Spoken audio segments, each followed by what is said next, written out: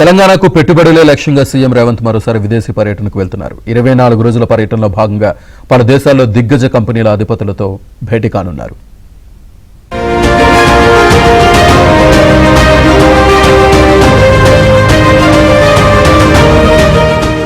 తెలంగాణను global investment hub గా మార్చడమే లక్ష్యంగా సీఎం రేవంత్ రెడ్డి మరోసారి విదేశీ పర్యటనకు సిద్దమయ్యారు. దాదాపు 24 రోజుల పాటు సాగే పర్యటనలో బ్రిటన్, అమెరికా, జర్మనీ, చైనా దేశాల్లో పర్యటించనున్నారు.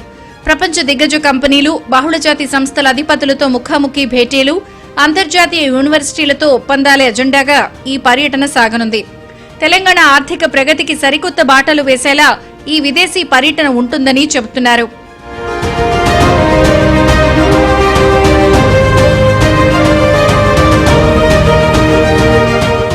ఫ్యూచర్ సిటీకి పెట్టుబడులు తీసుకురావడమే ప్రధాన ఎజెండాగా సీఎం రేవంత్ పర్యటన ఉండనున్నట్లు అధికార వర్గాలు చెబుతున్నారు. Artificial intelligence, semi conductors, data సెంటర్లు, ఆధునిక ఎలక్ట్రానిక్స్ తయారీ రంగాలకు చెందిన ప్రముఖ కంపెనీలను తెలంగాణకు ఆహ్వానించనున్నారు. ముఖ్యంగా చైనా +1 వ్యూహాన్ని అనుసరిస్తున్న గ్లోబల్ కంపెనీలకు తెలంగాణే బెస్ట్ డెస్టినేషన్ అని నిరూపించడమే ఈ పర్యటన అసలు ఉద్దేశమని చెబుతున్నారు.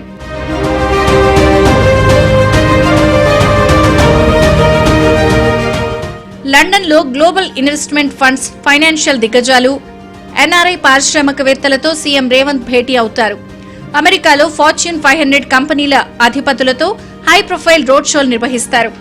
జర్మనీలో అడ్వాన్స్డ్ మ్యానుఫ్యాక్చరింగ్, చైనాలో తయారీ రంగ పెట్టుబడులపై లోతైన చర్చలు జరగనున్నాయి. అయితే ఇటీవల న్యూఢిల్లీలో అమెరికా రాయబారి సెర్జియో గోర్తో సీఎం రేవంత్ రెడ్డి జరిపిన కీలక భేటీ ఈ విదేశీ పర్యటన స్థాయిని, ప్రాధాన్యతను అమాంతం పెంచేసింది.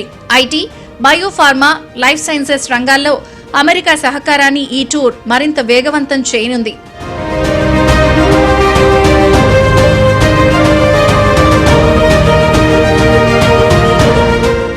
ఎంఓయూలకే పరిమితం కాకుండా క్షేత్రస్థాయిలో పరిశ్రమల ఏర్పాటు, ఉద్యోగాల సృష్టి ధ్యేయంగా తెలంగాణ ప్రభుత్వం అడుగులు వేస్తోంది.